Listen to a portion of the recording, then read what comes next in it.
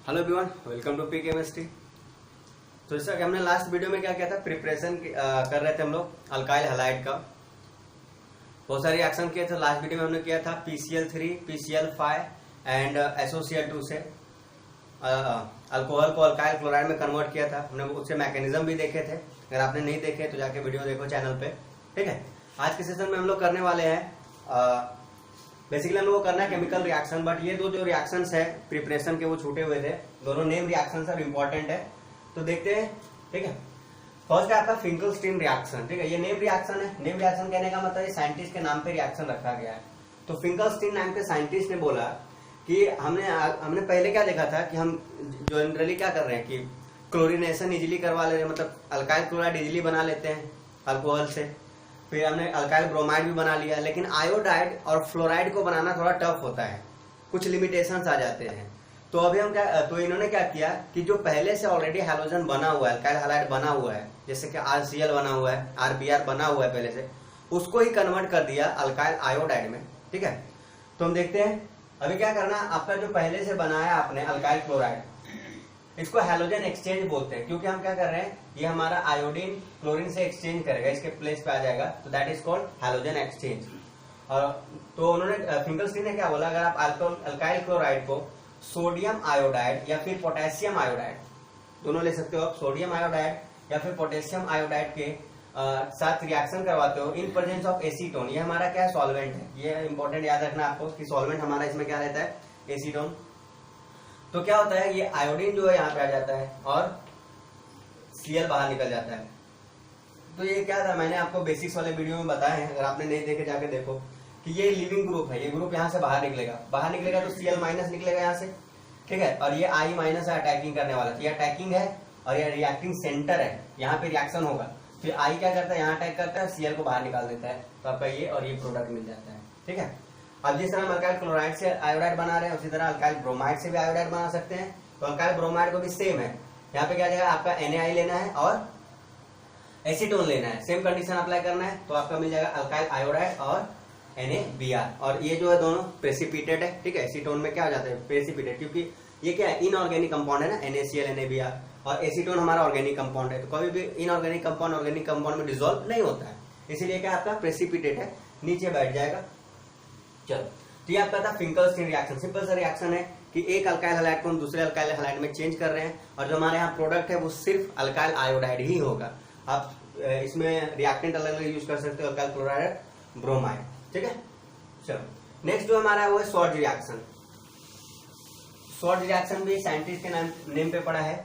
अभी तक हमने कोई भी ऐसा मेथड नहीं देखा जिससे कि अल्काइल फ्लोराइड इजिली बना सके, ठीक है। तो हमारा बहुत प्रॉब्लम होता है अल्काइल फ्लोराइड बनाने में। तो उन्होंने क्या किया, जो ऑलरेडी दो अल्काइल हैलाइड हमारे पास बने हुए हैं, एक है हमारा अल्काइल क्लोराइड, दूसरा अल्काइल ब्रोमाइड, उससे क्या किया इन्होंने, अल्काइल फ्लोराइड बना लिया। उन्होंने क्या किया, AgF लिया। AgF हमारा फ्लो रेटिंग रिएजेंट है। क्या है, flow rating agent. Flow rating agent मतलब ये क्या करेगा, F माइनस देगा। तो कोई भी फ्लो रेटिंग एजेंट आप यूज कर सकते हो, जैसे कि आप Ag2F2 भी यूज कर सकते हो, ठीक है। आप SbF5 भी यूज कर सकते हो। तो आप कोई भी ऐसा क्लोरेटिंग एजेंट यूज कर सकते हो, और उसमें ये आपको क्या देगा, F माइनस देगा। F माइनस आएगा तो फिर से हम यहाँ देख रहे हैं, ये डेल्टा माइनस होता है, ये डेल्टा प्लस होता है, ठीक है। तो ये डेल्टा माइनस होता है, ये डेल्टा प्लस होता है, ये जो होगा F माइनस देगा। F माइनस को क्या दिखना चाहिए, प्लस वाला सेंटर दिखना चाहिए, तो ये फटाक से वहां चला जाएगा। तो ये F माइनस दिख रहा है, तो ये तुरंत आ जाएगा इस R माइनस के पास, मतलब R प्लस के पास, और यहाँ से Cl बाहर निकाल देगा, ठीक है। तो ये क्या बन जा रहा है, बेसिकली F माइनस यहाँ से आ रहा है, यहाँ जाके ऐड हो जा रहा है, Cl बाहर निकाल दे रहा है, तो ये बन जाएगा RF और AgCl, ठीक है। सेम वे में हम करेंगे RBr के साथ। जैसे हम RCl से कन्वर्ट किए, तो क्या लेंगे, RBr लेंगे, ठीक है। और AgF मतलब कोई भी फ्लोरेटिंग एजेंट यूज कर लो। चलो, इसमें हमने AgF किया, यहाँ पे हम दूसरा यूज करते हैं, SbF5 करते हैं। तो ये भी किसमें कन्वर्ट हो जाएगा, यहाँ से Br रिप्लेस हो जाएगा फ्लोरीन से, तो ये बन जाएगा RF प्लस, फिर क्या बन जाएगा आपका, हाँ RF प्लस, बाकी प्रोडक्ट बाय प्रोडक्ट मिलेगा आपको SbF4Br, ये आपका बाय प्रोडक्ट हो जाएगा, ठीक है। तो हमको बेसिकली याद रखना है कि हमारा मेन प्रोडक्ट क्या बन रहा है। तो सॉल्ट रिएक्शन जो होता है वो बेसिकली अल्काइल फ्लोराइड बनाने का मेथड है। जिसमें क्या होता है कि alkyl chloride and alkyl iodide in presence of AgF, Hg2F2 किसी भी फ्लोरिनेटिंग एजेंट के प्रेजेंस में अल्काइल क्लोराइड में कन्वर्ट हो जाता है। ठीक है, तो ये बेसिकली आपका था प्रिपरेशन। अब हम जो देखने वाले हैं नेक्स्ट, अभी आप नेम रिएक्शन है, याद रख लोगे एग्जाम में आपके आते हैं क्वेश्चन कि व्हाट इज फिंकलस्टीन रिएक्शन या फिर एक्सप्लेन स्वॉर्ज रिएक्शन, ऐसा आता है। या फिर आपको रिएक्टेंट दे देंगे, प्रोडक्ट पूछेंगे, प्रोडक्ट देंगे, रिएक्टेंट पूछेंगे, ऐसा क्वेश्चन आता है। ठीक है, तो ये दो नेम रिएक्शन इंपॉर्टेंट है, इसको आप नोट कर लोगे। अब हमारा प्रिपरेशन का जो भी था अल्काइल क्लोराइड का वो हमारा फाइनल हो चुका है, मतलब फिनिश हो चुका है। अब जो हम करने वाले हैं वो है physical properties of alkyl halide. ठीक है, तो चलो करते हैं, इसको आप नोट कर लो। चलो, तो नेक्स्ट हमारा है physical properties of alkyl halide. तो बेसिकली हम देखते हैं इसका फिजिकल प्रॉपर्टी में क्या देखते हैं कि उसका कलर कैसा है, ऑर्डर कैसा है, मतलब स्मेल कैसा है, बॉइलिंग पॉइंट कितना है, मेल्टिंग पॉइंट कितना है। ठीक है, तो इसी को हम बोलते हैं फिजिकल प्रॉपर्टीज। तो हम यहाँ देखते हैं कि जो अल्काइल हैलाइड का ऑर्डर है, मतलब स्मेल जो है इसका वो स्वीट स्मेल है। अगर आप अल्काइल हैलाइड को लोगे और उसको स्मेल करोगे तो आपको स्वीट जैसा टेस्ट आएगा। ठीक है, देन आता है इसका स्टेट। स्टेट कहने का मतलब है कि लिक्विड है, सॉलिड है, गैसेस है, क्या है ये। ठीक है, जैसे आप बेंजीन लेते हो तो बेंजीन हमारा लिक्विड होता है। ठीक है, मीथेन लेते हो, मीथेन गैस होता है। उसी टाइप में इसका भी स्टेट है। तो बोल रहा है कि lower alkyl halide are gases. Lower alkyl halide का मतलब 3 से 4 कार्बन के जो अल्काइल हैलाइड होंगे वो गैसेस होंगे, मतलब गैसेस स्टेट में रहेंगे। And higher alkyl halide are liquid and solid. बोल रहा है कि अब जैसे 3 to 4 क्या हो गया आपके, 3 to 4 हो गया आपके गैसेस, तो 4 से 10 के आसपास जाएंगे आपके लिक्विड स्टेट में और उसके बाद वाले सारे आ जाएंगे सॉलिड स्टेट में। ठीक है, अब जो मेन पॉइंट यहाँ आपको लर्न करना है, याद रखना है, वो क्या है, बॉइलिंग पॉइंट। तो बोल रहा है कि जैसे जैसे मोलिकुलर मास, ठीक है, मोलिकुलर मास मतलब जो मोलिक्यूल का मास है। अगर आपको नहीं समझ में आता what is molecular mass, atomic mass, तो मैंने basic concept of basic concept of chemistry के कुछ वीडियोस बनाए हैं, उसमें मैंने सारे बेसिक कॉन्सेप्ट डाले, तो आप जाकर देख सकते हो। तो क्या होता है कि बॉइलिंग पॉइंट जो है वो अगर इंक्रीज कर जाता है, बढ़ जाता है, कब, जब मोलिकुलर मास बढ़ जाएगा किसी भी अल्काइल का। सपोज कर लो 2 अल्काइल हैलाइड है, एक का मास 30 ग्राम है, दूसरे का मास 40 ग्राम है, तो बॉइलिंग पॉइंट किसका ज्यादा हो जाएगा, 40 ग्राम वाले का। ठीक है, तो जैसे जैसे मोलिकुलर मास बढ़ेगा उसका बॉइलिंग पॉइंट भी बढ़ जाएगा, और बॉइलिंग पॉइंट बढ़ेगा किसका, जिसका मोलिकुलर मास ज्यादा होगा। और क्यों बढ़ता है ये, due to van der Waals forces. Van der Waals forces weak forces होते हैं जो कि मॉलिक्यूल के अंदर हमेशा रहते हैं। एक जो मॉलिक्यूल है दूसरे मॉलिक्यूल से एक फोर्स से बंधा हुआ है, उसी फोर्स को बोलते हैं वंडरवॉल फोर्सेस। ठीक है, उसी वंडरवॉल फोर्स, तो जैसे जैसे मॉलिकुलर मास इंक्रीज करता है वंडरवॉल फोर्सेस भी इंक्रीज करते हैं, उसकी वजह से क्या होता है, हमारा बॉइलिंग पॉइंट इंक्रीज कर जाता है। ठीक है, चलो तो यहां तक आप नोट करो पहले। चलो, तो अभी हमने क्या देखा कि जैसे जैसे मोलिकुलर मास बढ़ेगा उसका बॉइलिंग पॉइंट बढ़ जाएगा। तो यहाँ देखते हैं, अभी देखो ये आयोडीन क्या है हमारा, तो नीचे है, तो जिस टॉप टू बॉटम आते हैं तो मोलिकुलर मास इंक्रीज करता है, तो आयोडीन का मास ज्यादा है। ये तो कार्बन वाला पार्ट तो सब में सेम है, आप दोनों का सम कर लो, ये तो सबके लिए सेम है। यहाँ आयोडीन का ज्यादा है तो सबसे ज्यादा मास इसका हो जाएगा, उसके बाद ब्रोमीन का मास, देन क्लोरीन का मास, देन फ्लोरीन का मास। तो ओवरऑल इसका ये जो मॉलिक्यूल है ओवरऑल इसका मास सबसे ज्यादा है, उसके बाद इसका, उसके बाद इसका, उसके बाद इसका।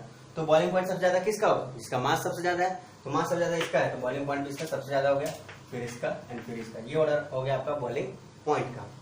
दूसरा है, यहाँ पे देख लेते हैं, क्लोरीन नहीं रहने दो। अभी हमारा क्या हैलोजन सेम है, हमने कार्बन का जो मॉलिक्यूलर मास है वो इंक्रीज कर दिया। तो यहाँ देख लो एक कार्बन है, ये तो क्लोरीन सब जगह, ये तो कॉमन हो गया। यहाँ पे 1 कार्बन है, यहाँ पे 3 कार्बन है और यहाँ 4 कार्बन है। तो जैसे जैसे कार्बन बढ़ेगा वैसे जैसे मॉलिक्यूलर मास भी बढ़ेगा। ठीक है, 1 कार्बन का 12 होता है, 2 कार्बन का 14 हो जाएगा, 3 कार्बन का 36 हो जाएगा। तो उस टाइप का यहाँ पे मास बढ़ रहा है इस ऑर्डर में। ठीक है, तो मॉलिक्यूलर मास जिधर बढ़ेगा बॉइलिंग पॉइंट उधर ही बढ़ेगा, तो ये सबसे ज्यादा बॉइलिंग पॉइंट इसका होगा, फिर इसका। ठीक है, तो जैसे आप मास दोनों के कंपैरिजन में देख सकते हो, हेलोजन के कंपैरिजन में देख लो या फिर कार्बन के कंपैरिजन, कार्बन चेन के कंपैरिजन में देख लो। आपको कैसे भी करके मास ढूंढना है कि किसका ज्यादा है, और जिसका मास ज्यादा है उसका बॉइलिंग पॉइंट ज्यादा हो जाएगा। नेक्स्ट है बॉइलिंग पॉइंट के लिए कि boiling point decreases with increase in branching. जैसे जैसे मॉलिक्यूल के अंदर ब्रांचिंग बढ़ता जाएगा, जैसे अगर कोई स्ट्रेट चेन है, कोई भी ब्रांच नहीं उसके अंदर, तो उसका बॉइलिंग पॉइंट सबसे ज्यादा होगा।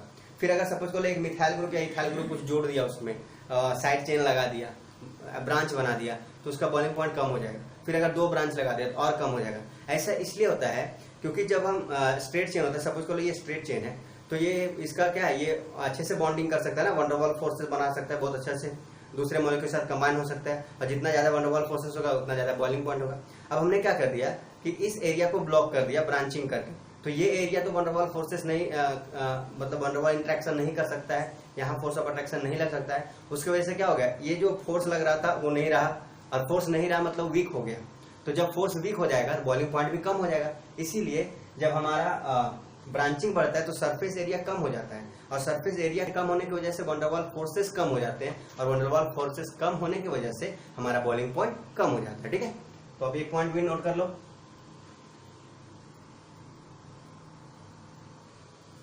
चलो, तो अभी देखते हैं कि बॉइलिंग पॉइंट का कैसे होता है इसमें ब्रांचिंग केस में। अभी देखो ये लीनियर चेन है, स्ट्रेट लाइन चेन है ना, इसमें कोई भी ब्रांचिंग नहीं है। इसमें एक मिथाइल ग्रुप ब्रांचिंग है, ये स्ट्रेट चेन है और उसमें एक साइड में लग गया तो उसको बोलेंगे हम ब्रांचिंग। ठीक है, सॉरी ये नहीं होगा, ऐसा कर दो आप CH2Cl। अब ये ब्रांच बन गया। ठीक है, यहाँ पे देख लो कितना ब्रांच है, ये हमारा स्ट्रेट चेन है, ये हो गया हमारा स्ट्रेट चेन। तो स्ट्रेट चेन को कैसे बनाएंगे, ये रहा आपका स्ट्रेट चेन, 4 कार्बन का है ना, लेकिन ये क्या ब्रांचिंग है। तो जैसे जैसे ब्रांचिंग इंक्रीज करे, देख लो यहाँ जो ब्रांचिंग है और यहाँ ब्रांचिंग है, यहाँ देखो ब्रांच में क्या है, मिथाइल ग्रुप है, यहाँ भी ब्रांच में मिथाइल ग्रुप है, सेम हो गया। मैं थोड़ा को डिफरेंट कर देता हूँ, कार्बन कार्बन कार्बन कार्बन। ठीक है, ये हो गया, इधर कार्बन इधर कार्बन, ये हो गया आपका, यहाँ लगा दो क्लोरीन कार्बन। देखो अभी हमारा स्ट्रेट चेन क्या है, ये स्ट्रेट चेन। ठीक है, लॉन्गेस्ट स्ट्रेट चेन वही है ना। अब इसमें 2 ब्रांचिंग है, यहाँ एक ब्रांचिंग है, यहाँ एक भी ब्रांचिंग नहीं है। तो अगर हम इसका नाम देते हैं A, इसका B और इसका C, तो ABC जो है, अब बताओ कि सबसे ज्यादा बॉइलिंग पॉइंट किसमें होगा। सबसे पहले ढूंढेंगे सबसे ज्यादा ब्रांचिंग किसमें है, तो ब्रांचिंग C में सबसे ज्यादा है, उसके बाद ब्रांचिंग है B में, उसके बाद ब्रांचिंग है A में। तो ब्रांचिंग इसमें ज्यादा होगा, उसमें बॉइलिंग पॉइंट कम हो जाएगा। तो जो बॉइलिंग पॉइंट का ऑर्डर है वो क्या हो जाएगा, C का सबसे कम, then B and then A का। ये आपका हो गया बॉइलिंग पॉइंट का ऑर्डर। किसके बेसिस पे, चेन के बेसिस पे। ठीक है, फिर से मैं एक बार रिपीट करता हूँ। ठीक है, इसका जो बॉइलिंग पॉइंट है, जैसे जैसे मोलिकुलर मास बढ़ेगा इसका बॉइलिंग पॉइंट बढ़ जाएगा। क्यों, क्योंकि उसमें वंडर वॉल फोर्सेस बढ़ जाते हैं। फिर ये जो इसका है कि जैसे जैसे इसका ब्रांचिंग बढ़ेगा उसका बॉइलिंग पॉइंट कम हो जाएगा। क्यों कम होगा, बिकॉज इसका जो है वंडर वॉल फोर्सेस कम हो जाएंगे। जब वंडर वॉल फोर्सेस ही कम हो जाएंगे, मतलब 2 मॉलिक्यूल के बीच में जो फोर्स लग रहा था वो वीक हो चुका है। तो अभी बॉइलिंग पॉइंट क्या होता है कि वो टेम्परेचर होता है जिसपे कोई भी लिक्विड गैस में कन्वर्ट हो जाए। ठीक है, तो कोई भी लिक्विड गैस में कब कन्वर्ट होगा, जब दो लिक्विड मॉलिक्यूल के बीच का इंटरेक्शन कम हो जाएगा, तभी तो गैस बन पाएंगे। तो वही क्या होता है, यहाँ लिक्विड जो है लिक्विड स्टेट में अगर है तो उसमें वंडर वॉल फोर्सेस कम होने की वजह से वहां फोर्स ऑफ इंटरेक्शन कम हो जाता है 2 मॉलिक्यूल के बीच में। फिर क्या होता है, जब 2 मॉलिक्यूल के बीच में कम हो तो थोड़ा भी टेम्परेचर दोगे तो गैस में कन्वर्ट हो जाएगा। ठीक है, दैट्स व्हाई कि जैसे ही मॉलिक्यूलर मास हमारा इंक्रीज करता है बॉइलिंग पॉइंट इंक्रीज कर जाता है, जैसे ब्रांचिंग इंक्रीज करता है बॉइलिंग पॉइंट डिक्रीज कर जाता है। ठीक है, चलो ये हो गया। नेक्स्ट पॉइंट है हमारा, नेक्स्ट जो प्रॉपर्टी वो है, they are slightly soluble in water but readily soluble in organic compound।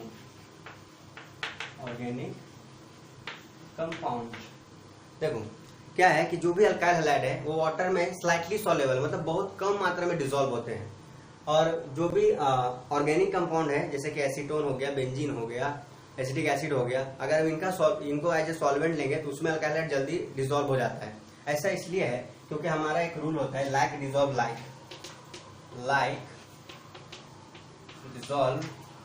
Like, मतलब जो जैसा है वो वैसे में ही डिसॉल्व होगा। तो अल्काइल हमारा क्या है, ऑर्गेनिक कंपाउंड है। अल्काइल जब हमारा ऑर्गेनिक कंपाउंड हो गया तो ये ऑर्गेनिक कंपाउंड में ही तो घुलेगा, तो इसीलिए ये ऑर्गेनिक कंपाउंड में ज्यादा सॉल्युबल है, रिडली सॉल्युबल है। बट वाटर में ये स्लाइटली सॉल्युबल। अब ये स्लाइटली सॉल्युबल है क्यों, वाटर में तो सॉल्युबल नहीं होना चाहिए था क्योंकि वाटर हमारा इनऑर्गेनिक कंपाउंड होता है। ठीक है, तो जो हमारा वाटर है वो कुछ ऐसा है, इसको हम ऐसा लिख देते हैं, ठीक है। अब वाटर में ऑक्सीजन पे आ जाएगा डेल्टा माइनस, क्योंकि मोर इलेक्ट्रोनेगेटिव है, कार्बन पे आ जाएगा डेल्टा प्लस, और ये भी डेल्टा प्लस। अल्काइल हैलाइड का जो आपने nature of carbon halogen bond मैंने जो वीडियो बनाया है, आप उसको देखो जाके, वहां आपको समझ में आएगा, तब जाके ये कॉन्सेप्ट समझ में आएगा कि क्यों होता है वाटर में डिसॉल्व।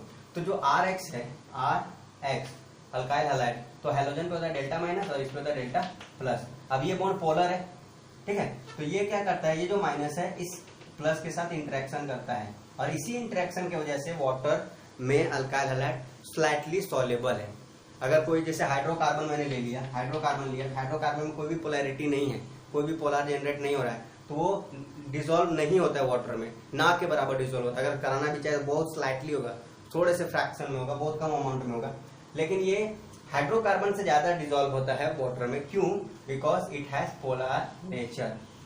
ये बॉन्ड जो है वो पोलर नेचर का, इसीलिए क्या होता है वाटर में डिसॉल्व हो जाता है। तो it is more soluble in water in comparison to hydrocarbon, ठीक है। चलो, तो आज हमने क्या कर लिया, फिंकलस्टीन रिएक्शन देख लिया, शॉर्टजी रिएक्शन देख लिया, and physical properties of alkyl halide देख लिया। तो आज इस वीडियो में इतना ही करते हैं। अभी नेक्स्ट वीडियो हम लोग करने वाले वो है chemical reaction of alkyl halide. तो मैं ट्राई करूंगा जितने भी केमिकल रिएक्शंस है वो आपको एक वीडियो में कवर करवाने का। अगर 6-7 है, 6-7 है रिएक्शन हमारे, ठीक है। लेकिन उससे पहले मैं एक वीडियो अपलोड किया हूँ जो कि आपका है टाइप्स ऑफ रिएक्शन, कि ऑर्गेनिक केमिस्ट्री में आपको कितने टाइप के रिएक्शन पढ़ने हैं, 1 या 2 वीडियो होगा उसका, ठीक है। तो आप क्या करो, पहले प्लेलिस्ट पे जाओ, टाइप ऑफ रिएक्शन देखो, कितने टाइप का रिएक्शन होता है, आप उसको देखोगे तभी समझ में आएगा बाकी के सारे रिएक्शन। क्योंकि यहाँ हम पढ़ने वाले एलिमिनेशन रिएक्शन, सब्स्टिट्यूशन रिएक्शन। तो क्या होता है एलिमिनेशन रिएक्शन, क्या होता है सब्स्टिट्यूशन रिएक्शन, अगर आपको ये समझ में नहीं आएगा तो आप इसको अच्छे से समझ नहीं पाओगे। इसलिए आप पहले जाके उसको देखना, उसके बाद आगे जो हम वीडियो बनाएंगे मतलब केमिकल रिएक्शन का, उसको देखना, ठीक है। चलो, थैंक यू, मिलते हैं नेक्स्ट वीडियो में।